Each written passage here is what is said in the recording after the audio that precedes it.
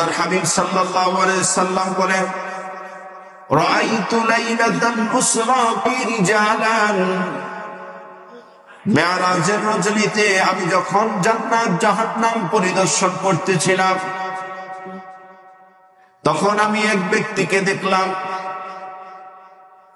তার জাহান্নামের আগুনের কাঁচি দ্বারা তার ঠোঁট কেটে দেওয়া হচ্ছে।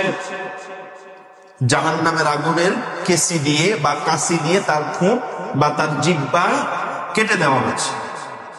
তখন আল্লাহ রাসূল সাল্লাল্লাহু আলাইহি সাল্লাম হযরত জিবরাইল আমিনকে জিজ্ঞেস করলেন, জিবরাইল, এই লোকটা কে, কেন তাকে এত কষ্ট দেওয়া হচ্ছে?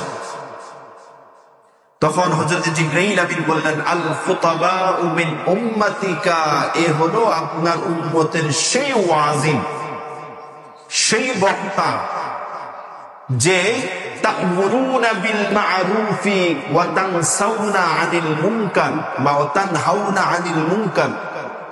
দুনিয়াতে সে যখন ছিল তখন মানুষকে ভালো কাজের কথা বলেছে, খারাপ কাজ থেকে নিষেধ করেছে, কিন্তু নিজে তা মানে না, নিজে তা মানে না।